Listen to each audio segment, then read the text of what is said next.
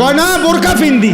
আমনে যেই বোরকা ফিনদেন বোরকার উপরেও 3টা ফাট্টা লাগাইছেন, বোরকার উপরেও 3-4 রকমের কালার লাগাইছেন, এটারে ডিজাইন করছেন এত রকমের, উদ্দেশ্য একটাই, যেমনে হোক বেড়ই তো আমার দিকে চাইতেই হইব।